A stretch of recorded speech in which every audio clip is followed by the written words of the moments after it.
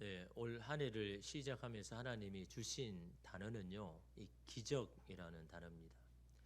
이 기적이라는 이 단어를 가슴 속에 계속 주셔서 제가 1월 첫째 주에도 기적에 관한 말씀을 드렸는데 오늘 이 시간에도 여러분의 올 한 해 일상 가운데 매 순간이 기적의 순간, 하나님의 기적을 맛보고 경험하는 그런 올 한 해가 되시기를 바라는 마음에서 오늘 말씀을 여러분에게 권면으로 드리려고자 합니다. 이주연 목사님의 이 시 중에 기적을 믿고 사는 삶이라는 시가 있습니다. 시를 보면요, 삶은 늘 기적이라고 믿고 사는 이와 삶엔 절대 기적은 없다고 믿고 사는 이가 있습니다. 기적을 믿고 사는 이에겐 늘 기적이 따르고 기적이 없음을 믿고 사는 이에겐 기적이 있어야 할 때에도 결코 기적은 일어나지 않습니다. 삶은 믿음대로 현실이 구성되는 것이기 때문입니다.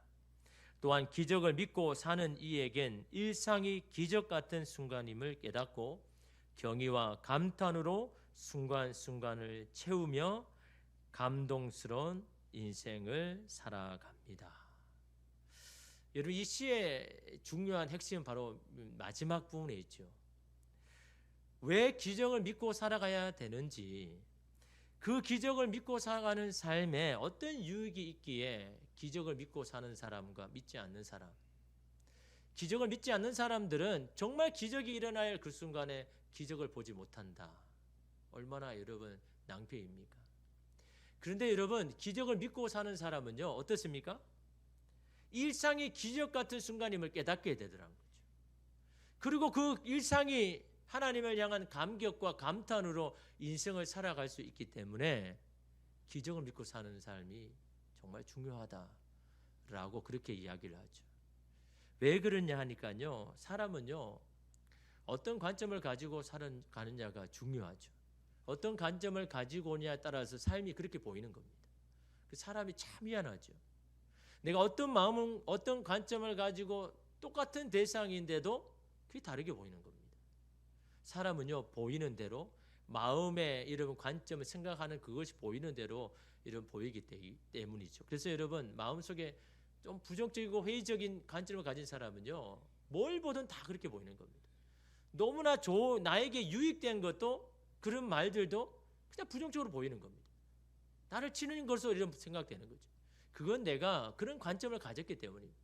근데 어떤 사람은 굉장히 긍정적이고 감사하는 관점을 가졌어요. 이 사람은요, 어떤 것을 받아도 그렇게 보이는 겁니다. 어떤 것을 들어도 감사하는 게 되는 겁니다. 어떤 일을 만나도 하나님 앞에 이러면 기뻐하는 여러분 내용이 되는 겁니다. 그것은요, 그런 관점을 가졌기 때문이죠. 그런데 그런 관점은요, 기도하는 자가 그 관점이 바뀌는 겁니다. 기도할 때 세상을 보는 관점이 바뀝니다. 근데 여러분, 기적은 어떨까요? 언제 일어납니까? 언제 기적이 일어날까요? 기적은요, 위기 때 일어납니다. 왜냐하면 기적이라는 여러분 정의를 하면 여러 가지가 있을 수 있겠죠. 그냥 너무 놀라운 그런 일들만 생각하지 말고 그런 기적이 언제 일어나는가, 이런 그게 중요하죠. 그래서 이런 기적이란 사람으로서는 어찌할 방도가 없는 상황에서, 사람이 어찌할 수 없는 상황이 어떤 상황이에요? 그게 위기잖아요. 내가 할 도리가 없을 때, 내가 어떻게 할 수 없는 순간, 그게 위기잖아요. 그 상황에서 하나님의 도우심으로 문제가 해결되는 것, 이게 기적이라고 정의를 하는 겁니다. 내 삶에 일어나는 기적 다른 게 아니잖아요.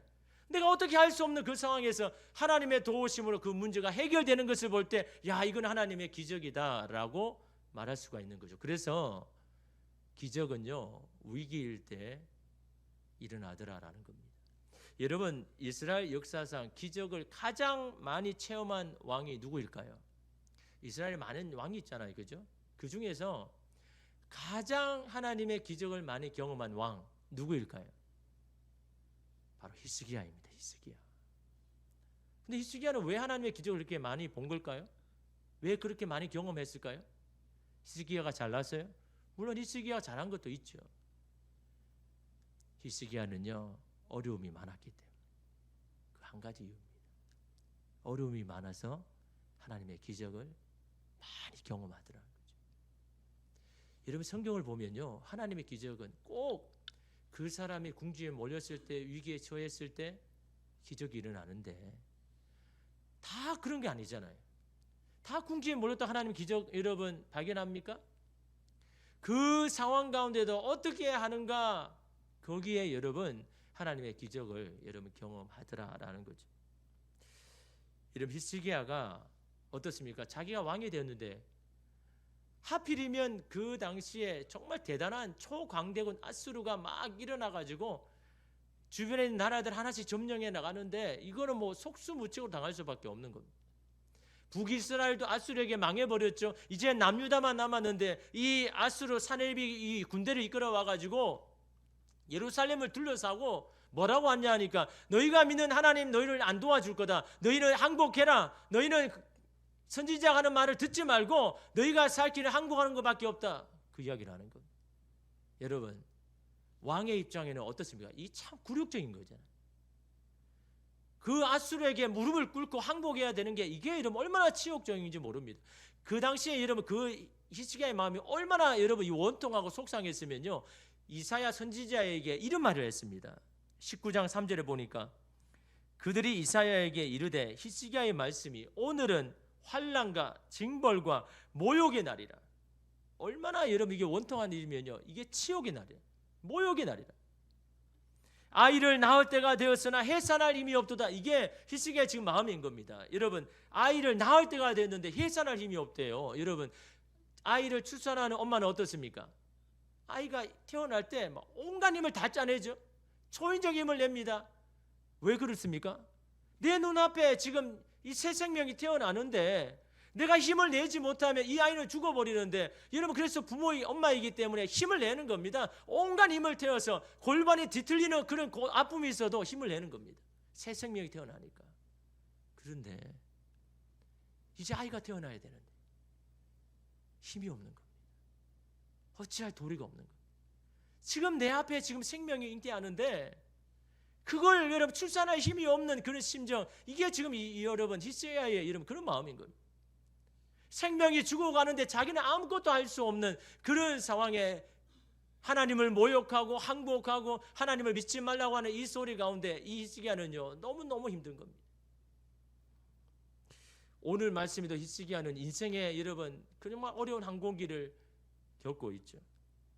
갑자기 찾아오는 죽을 병입니다.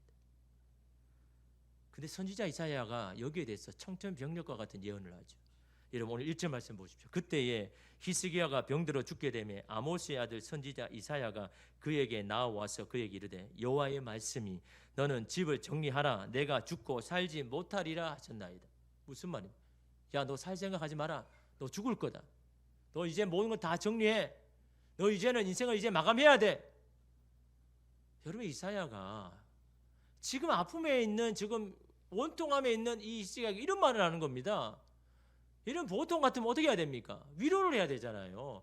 야, 너 그 죽을 병 지금 이지만 하나님 너 긍휼히 여길 거야.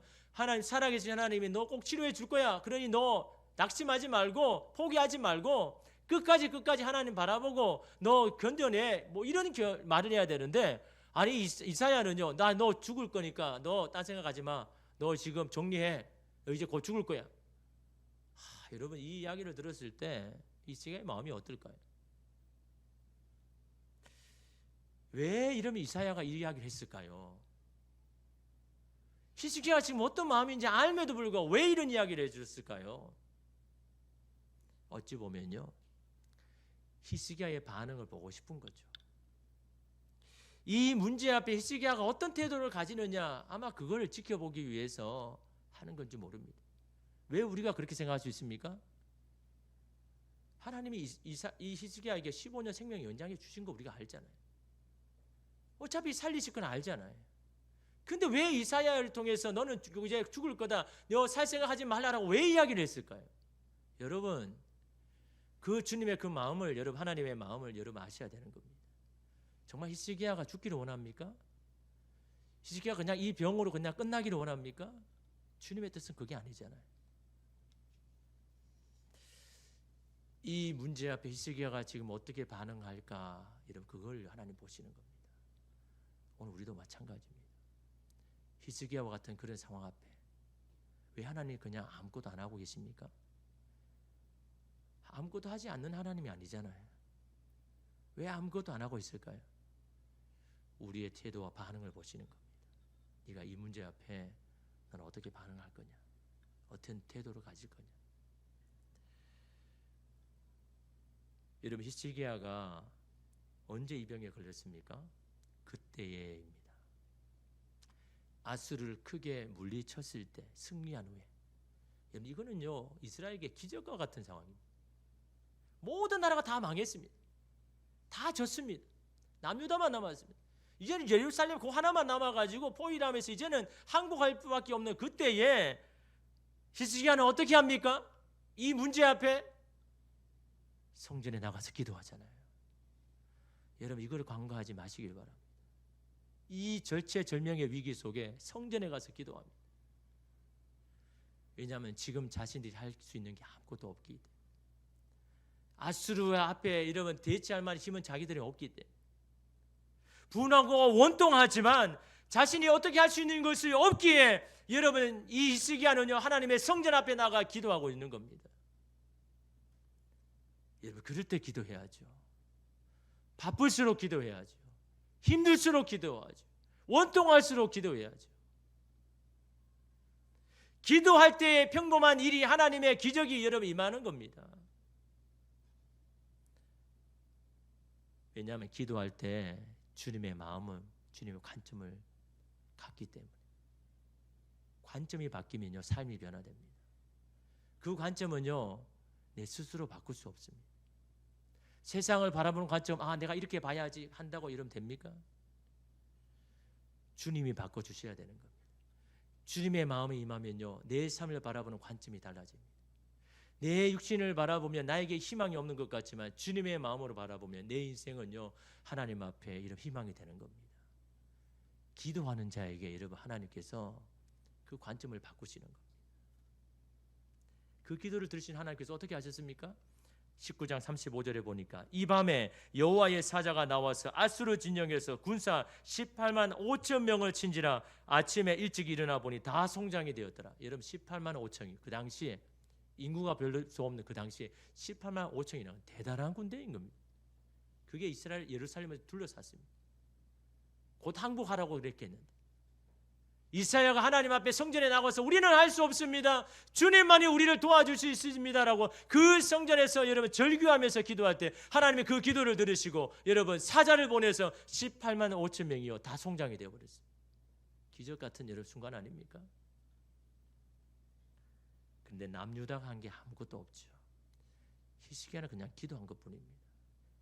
그 기도를 들으신 하나님, 이 문제 앞에 믿음으로, 신앙으로, 기도로 반응한 이 히스기야의 마음을 보시고 이런 하나님이 기적과 같은 일들을 행하지 않습니까?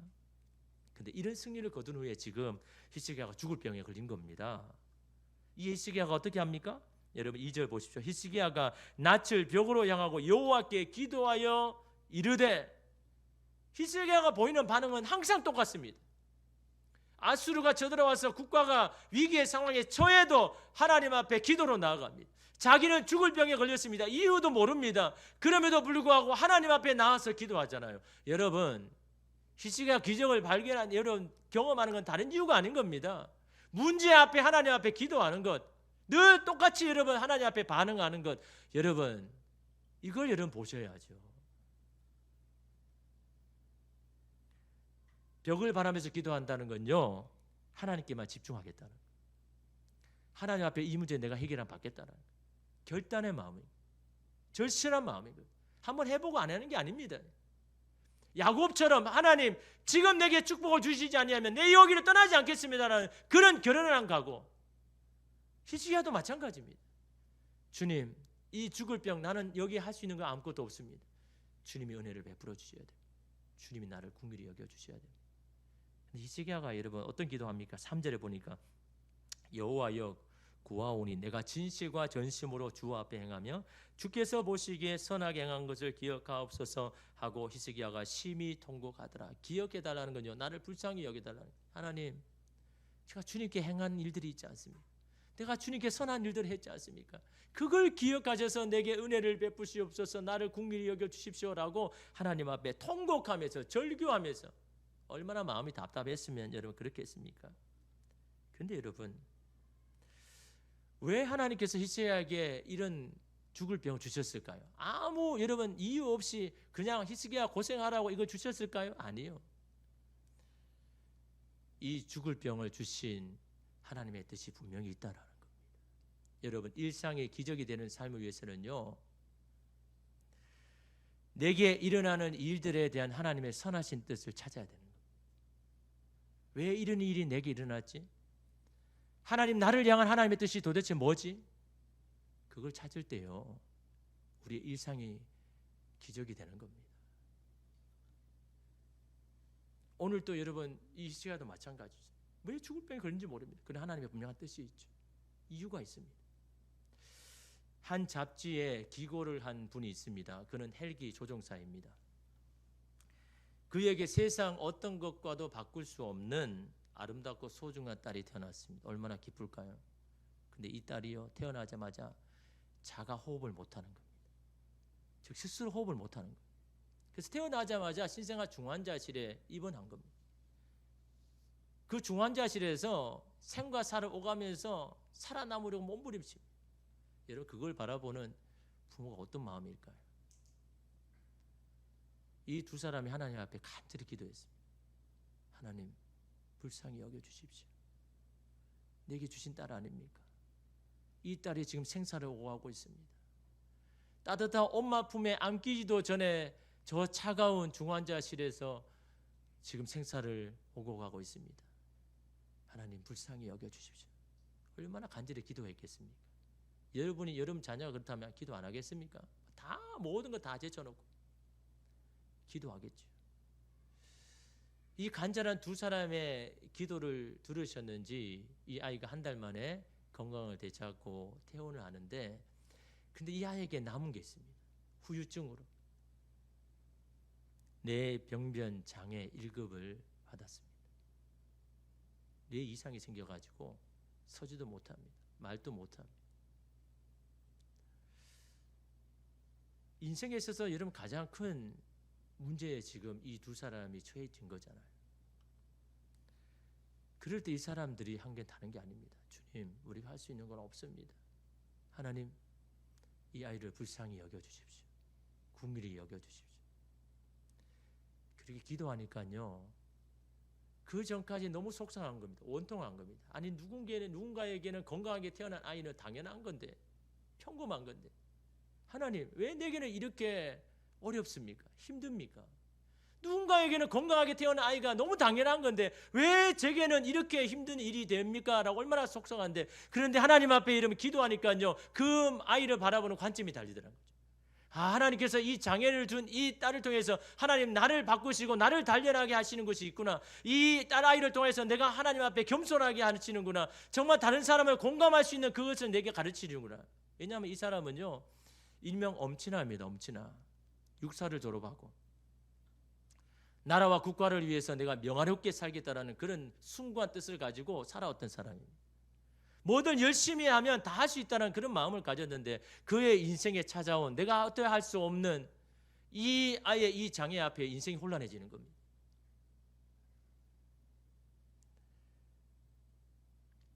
그런데 그 중에서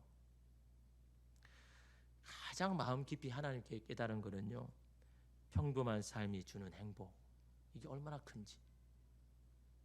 그냥 평범한 게 아무것도 아니라고 생각했는데 이 평범한 것이 얼마나 큰 행복인지, 너무도 절실히 이 딸아이를 통해서 깨달았다는 거예요. 아이가 태어나기 전에는 자신도 몰랐다고 합니다. 아이가 태어나서 혼자 걷고 밥을 먹고 말하고 뛰어다니며 다치고 하는 지극히 평범한 일들이 기적 같은 순간이라는 것을, 장애를 가진 딸이 처음으로 아빠, 엄마 힘겹게 그 말할 때 눈물을 흘리면서 감격했다고 합니다.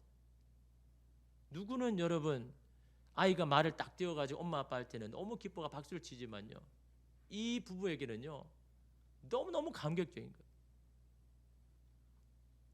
혼자 5초간 서 있을 때, 힘들면서 서 있을 때 이들 부부는요 서로를 부둥켜 안고 대성통곡하면서 하나님 앞에 감사했다라고 합니다.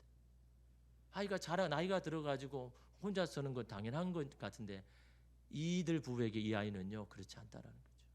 5초간 그 서 있는 그 자체로 너무너무 감격해가지고 부둥켜 안으면서, 당연한 것이 아니라 하나님의 기적의 순간순간임을 알게 되는 것, 이것이 우리 가정에 찾아온 축복입니다 라는 그런 글을 올렸습니다. 누군가 보기에는 그게 축복이 아니지만요, 그러나 그들 부부에게는 우리에게 주시는 하나님의 귀한 축복이다 라고 그렇게 이야기합니다. 히스기야도 마찬가지죠. 왜 히스기야에게 하나님께서 이 죽을 병을 주셨는가? 이 사건을 동일하게 다루는 역대하 32장 23절에 보면요, 여러 사람이 예물을 가지고 예루살렘에 와서 여호와께 드리고 또 보물을 유다 왕 히스기야에게 드린지라 이후부터 히스기야가 모든 나라의 눈에 존귀하게 되었더라. 무슨 말입니까? 정말 대단한 강대군 아수르가 이스라엘 앞에 망해버리니까 주변의 나라들이 깜짝 놀라는 겁니다. 그래서 이 히스기야가 왕이지 않습니까? 그러니까 대단한 왕이라 생각하고 이 히스기야에게 보물을 가지고 와가지고 우리를 잘 봐달라고 그 보물을 바치더라는 겁니다. 그래서 그 이후로 히스기야가 존귀하게 된 겁니다. 주변 나라에서 대단한 영웅과 같은 왕이 되었다라는 겁니다. 단지 기도한 것뿐이었는데. 그런데요, 이 히스기야가 어떻게 됐습니까? 역대하 32장 25절을 보니까요, 히스기야가 마음이 교만하여 그 받은 은혜를 보답하지 아니하므로 진노가 그와 유다와 예루살렘에 내리게 되었더니. 히스기야가 어떻게 했다고요? 그 은혜를 하나님 앞에다 안 돌렸더라. 얼마나 큰 은혜 아닙니까? 기적과 같은 일이잖아요. 단지 난 하나님 앞에 기도한 것뿐인데 이 나라의 큰 문제가 하나님의 은혜 가운데 이 아수르가 다 명해버렸는데 그 은혜와 그 영광을 하나님 앞에 돌려야 되는데 자기가 잘한 것처럼 사람들이 나를 지켜세우고 존귀하게 여기니까 내가 그런 것처럼 여러분 생각하는 이 교만한 마음이 히스기야에게 찾아왔다라는 거죠. 그래서 하나님 어떻게 한다고요? 그 히스기야에게 진노를 발휘하시죠. 왜요? 괘씸했어요? 아니요. 히스기야가 이 교만 때문에 하나님의 뜻을 이루지 못할 것 같아서. 히스기야는 계속해서 하나님의 뜻을 이루어 나가야 되는데 이 교만한 마음이 걸림돌이 되어서 하나님이 계획하신 일들을 하지 못할까 싶어서 그래서 진노를 내리는 겁니다. 사랑하는 자녀에게 채찍을 가하는 것처럼. 그래서 여러분 19장 34절 보십시오. 내가 나와 나의 종 다윗을 위하여 이 성을 보호하여 구원하리라 하셨나이다. 아수르의 손에서 예루살렘을 구원하신 이유가 뭐라고요? 나를 위하여서, 나의 영광을 위하여서, 또한 나의 종 다윗의 언약을 내가 지키기 위해서. 그래서 너희를 보호하는 거다. 너희가 이뻐서 그런 게 아니라 하나님의 뜻을 위하여서 내가 너희를 도와주는 거다. 히스기야를 살리신 하나님께서 똑같은 말을 하시죠. 6절 말씀해 보니까 내가 내 날에 15년을 더할 것이며 내가 너와 이 성을 아수르 왕의 손에서 구원하고 내가 나를 위하고 또 내 종 다윗을 위하여 이 성을 보호하리라 하셨다 하라. 하나님의 뜻이 뭐라고요? 나를 위하여서 또 다윗을 위하여서 내가 너를 살리는 거다. 너가 이 언약을 신실하게 지켜야 할 일이 있으니까, 할 일이 있으니까 너를 살리는 거다. 여러분, 제가 아주 심한 병에 걸리면요, 그분에게 하는 말이 있습니다. 다른 거 기도하지 말고, 하나님, 나의 이 중한 병이 하나님의 영광이 되는 사건 되게 해달라. 하나님의 이름을 높여드린 영광 사건 되게 해달라.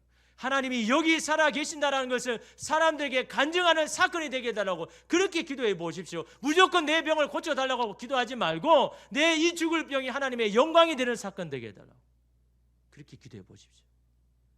여러분, 그 기도 하나님 안 들으실까요? 하나님의 영광을 위한 사건이 되게 해달라.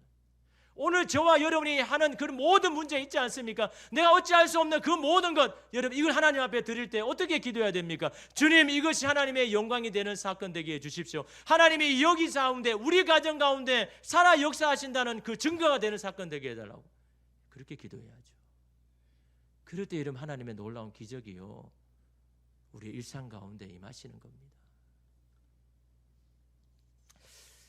이번 주에 그 이한희 배우가 나온 이 새롭게 하소서라는 방송을 봤습니다.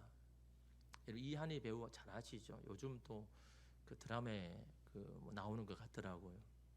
이한희 배우가 원래는 미스 코리아 진이 출신이잖아요. 그래서 뭐 영화도 뭐 극한 직업, 뭐 열혈사제, 뭐 유령, 뭐 이런 영화에 많이 다수의 이렇게 출연했는데, 여러분, 그런데 이분이 그런 경우입니다. 내가 새롭게 하소서에 나오게 된 이유를 이야기하는데요, 대부분 어떻습니까? 이런 제작을 하면 섭외를 하잖아요. 나올 만한 사람들을 다 리스트 뽑아가지고 전화해가지고 나올 수가 있겠습니까? 라고 섭외를 하는데, 근데 이 사람은요, 섭외를 한 게 아닙니다. 자기가 나겠다고 자진한 겁니다. 사람을 통해서 어떻게 하면 내가 새롭게 하소서에 나갈 수 있느냐. 그래서 여러분, 물어가지고 나는 이 새롭게 하소서에 내가 나가겠습니다라고 한 사람입니다. 이 사람이요. 그러니까 그 패널들이 놀라는 겁니다. 대부분 사정해서 제발 좀 나와달라고 하는데, 이 사람은 자기가 자진해서 나왔으니까. 근데 왜 나오게 됐느냐? 기도하는 중에 하나님이 강한 메시지 주는 거예요. 내가 너에게 행한 것을 모든 사람에게 알게 하라. 아니, 이런 마음을 계속 주시는 겁니다. 하나님, 제가 어떻게 할 수 있겠습니까? 그런 마음이 계속 그런 마음을 주시는 겁니다. 그래서 생각한 게 이 새롭게 하소서라는 프로그램이 생각나가지고 내가 거기에 나가가지고 하나님이 내게 하신 일들을 많은 사람이 알려야 되겠다라고 생각해서 자진해서 거기 나온 겁니다. 이 한이라는 배우가요, 굉장히 독실한 이 신앙인인데, 두 가지에 대해서 이 사람의 어떤 신앙을 두 가지로 이야기하면, 하나가 예배이고 하나가 기도입니다. 예배가 최우선입니다.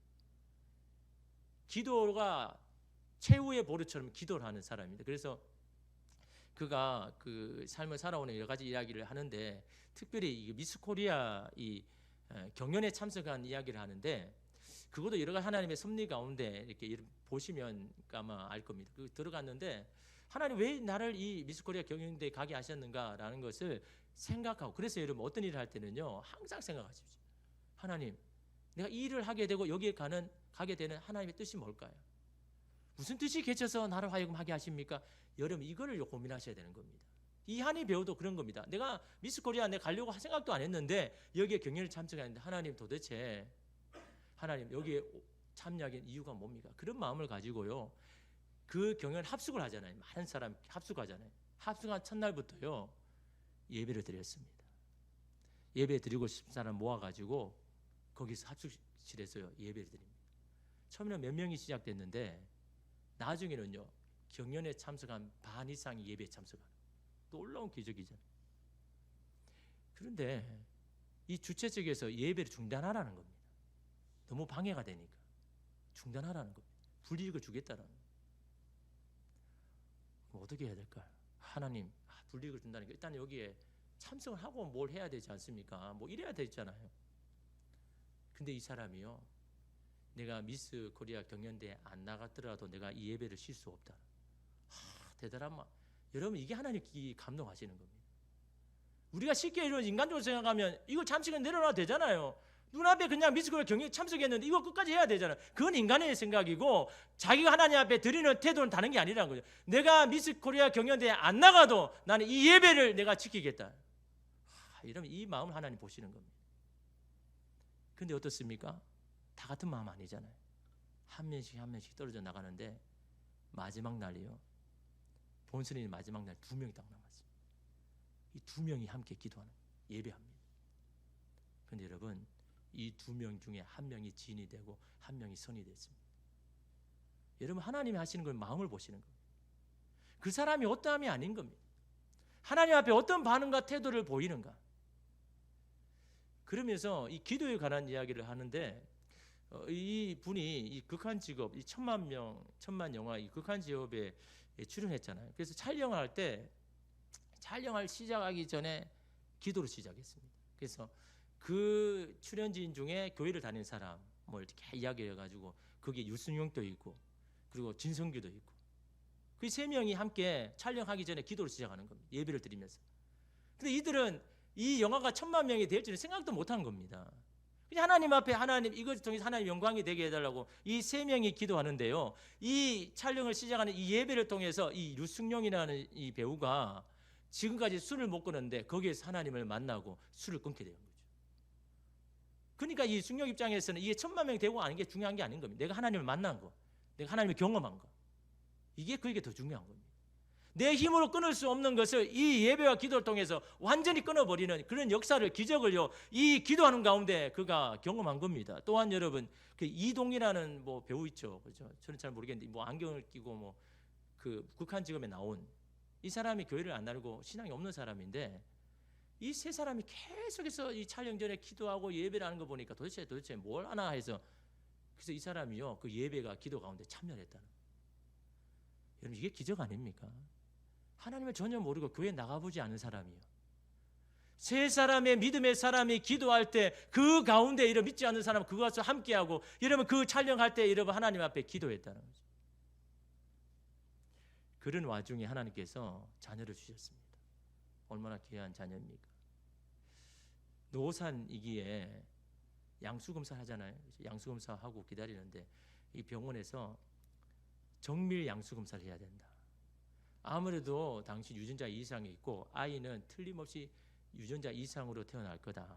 유전자 이상으로 태어난 아이들 여러분 아시죠? 어떤 병이 걸리는지 뭐 다운 증후군도 걸고 뭐 여러 가지 있지 않습니까?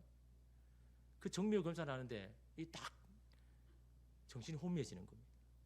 전혀 생각지도 않았는데 내 아이가 그럴 가능성이 있다 그러니까 얼마나 마음이 그렇겠습니까, 그죠? 그래서 그 정밀 검사가 결과가 나왔는데 당신과 지금 배에 있는 아이가 유전자 이상의 양성 반응이 나올 확률이 매우 높습니다. 마음의 준비를 하십시오. 무슨 말입니까? 그런 아이가 태어날 마음 준비하라는 거예요. 이 소리를 딱 듣고 그런 생각한 거죠. 여러분 얼마나 속상하겠습니까? 하나님, 제가 하나님 앞에 기도하고 예배드리는 시간들이 얼마나 많은데 많은 순간을 하나님 앞에 예배하고 기도했는데 아니 귀한 자녀 주셨는데 얼마나 청천벽력 것 같습니다. 그런데 이 사람이요 하나님 앞에 기도하기 시작합니다. 1월부터 새벽 기도에 나가서 이 문제를 가지고 하나님 앞에 기도합니다. 여러분 하나님의 기적을 발견한 사람은 천편일조 똑같습니다. 그 문제 앞에 포기하고 내려놓는 것이 아니라 하나님 앞에 기도하더라는 거죠. 하나님 여러분 그 마음 보시는 겁니다. 첫날 새벽 기도에 작정합니다. 여러분 배우니까 얼마나 바쁘겠습니까? 그 새벽에 그냥 맞춰도 새벽에 바로 와가지고 새벽 기도하는 겁니다. 잠 못 자도 하는 겁니다. 하나님 앞에 이 문제를 가지고 첫날부터 기도하는데요. 은혜를 얼마나 주시는지 눈물 흘리면서 기도하는데 이런 기도밖에 안 나오는 거예요. 하나님 저는 아무것도 할 수 없는 사람입니다. 하나님 저를 불쌍히 여기소서. 저를 긍휼히 여겨주십시오. 이 기도밖에 안 나오는 겁니다. 그렇잖아요. 자기 할 수 있는 게 있습니까? 내 배에 내가 아이를 가졌지만 이 아이가 여러분 어떻게 할지는 내가 할 수 없는 거잖아요. 이 문제 앞에 하나님 앞에 막 하나님 나를 불쌍히 여겨달라고 긍휼히 여겨달라고 그 새벽 기도 시간 속에 하나님이 주시는 얼마나 은혜가 큰지요. 그래서 이 추수하는 날이 다가와서 마지막으로 이제 하나님 뜻대로 하십시오 마음에 결단하면서 그렇게 여러분 추수하는데 너무도 건강한 아이가 태어났습니다. 그 병원에는 기적이라고 이럴 수가 없다. 가능성이 굉장히 높았는데 어떻게 이 건강한 아이가 태어나냐. 근데 그가 뭐라고 고백하냐고. 하나님 이거는 누군가에게는 너무나 평범한 일입니다. 건강하게 태어나는 것 누구나 그냥 평범하게 일상 아닙니까? 그러나 이거는 하나님 나에게 주시는 기적과 같은 선물입니다. 누군가에게는 그냥 평범한 일이지만요 나에게는 정말 하나님이 주시는 기적과 같은 선물이다.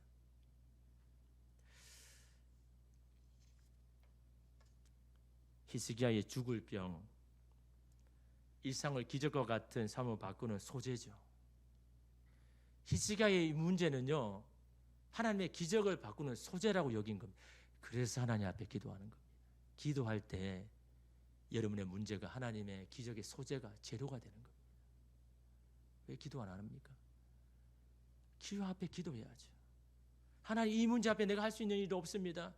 나를 불쌍히 여기고 긍휼히 여겨주십시오. 하나님 앞에 기도할 때 여러분의 문제가 여러분 기적의 소재가 여러분 된다니까요. 그런 히스기야에게 다시 생명을 15년이나 연장시켜 주신 기적과 같은 선물을 히스기야에게 주십니다. 다시 그에게 허락하신 제2의 인생 아닙니까? 일상이 기적이 되는 삶이 되기 위해서는 분명 역경이 따르죠. 문제가 실수 없이 일어납니다. 그러나 그것이 하나님의 기적의 소재가 되기 위해서는 기도해야죠.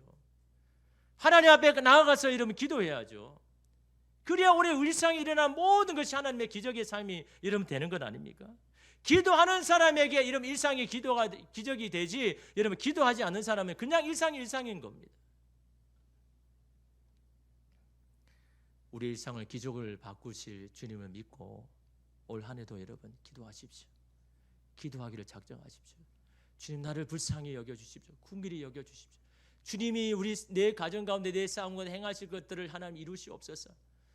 부르짖고 기도할 때 주님 우리의 마음을 보십니다. 그 마음을 받으신 하나님께서 올 한 해 가운데 여러분의 삶을, 일상을 기적과 같은 놀라운 삶으로 바꾸어 주실 줄 믿습니다.